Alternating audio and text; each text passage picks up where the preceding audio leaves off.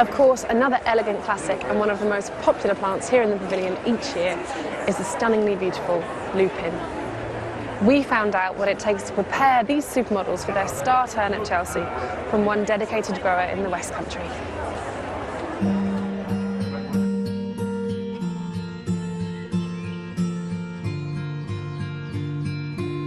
Lupin is such a statement plant, it really has impact. I just love the colours, the scent is lovely and they're fun to grow.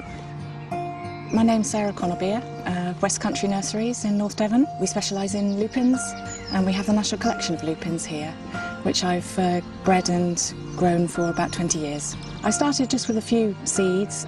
We've bred our own varieties and grown fields of them to get good selections. And now we're at this point where we have our National Collection of Lupins and we're exhibiting at Chelsea.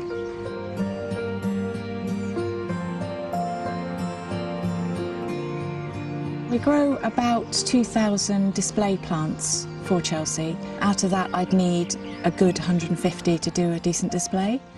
Along with many other nurseries, I imagine, it's been a really challenging, cold, wet season.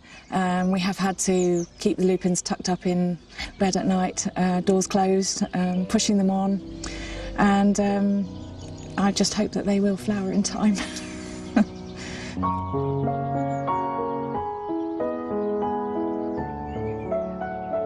As long as you don't live on chalk or limey soil, lupin should grow quite happily for you. It's not a difficult plant, and obviously it's a lovely cottage garden traditional plant as well. It'll give huge impact to your border in May, June time, and there's a huge range of colours, of course, yellows, purples, oranges and reds.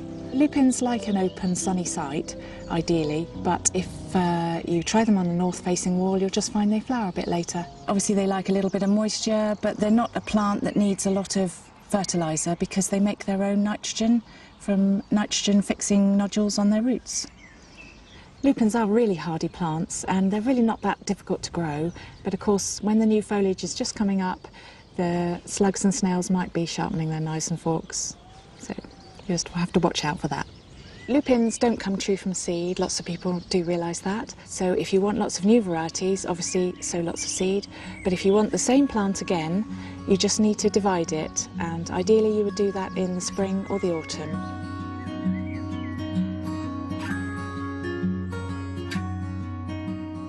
To get a replica of the same plant I have already, I'm looking for one that's got lots of foliage and lots of new shoots coming up, and I think this one might just do the job. So this is the plant I've selected,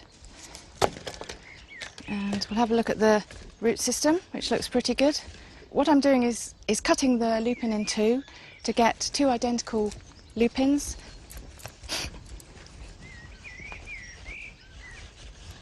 Which can take some doing. There we go. That's the crown. I'm just potting up this new divided lupin to grow it on and get it well rooted, and then that can go straight into your garden in about 2 or 3 weeks' time. So this is Magic Lantern. It's a really lovely purple and just adds a little bit extra colour to your garden.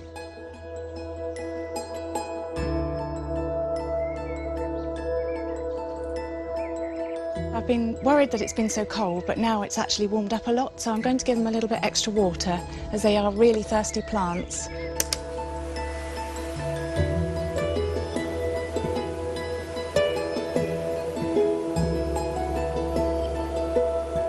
So I need to think about which plants I'm going to take to Chelsea. I think this one is absolutely perfect now, but it's probably going to have gone over for Chelsea, and the blooms will have faded.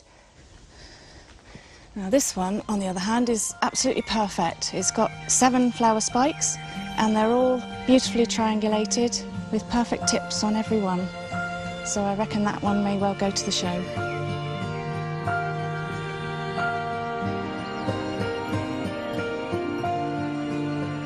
I really hope when people see the lupins and the display en masse that they'll just fall in love with them all over again. There's lots and lots of colours there for them to enjoy, and there really is a lupin for everyone. To date we've done 13 Chelseas, and it's taken me that many times to get 3 gold medals. So we've had a couple of years off. It's been tricky seasons for the last few years actually, very difficult to get the lupins to flower in time. But we're giving it another go this year, and I'm really hoping it'll be our year for that number 4.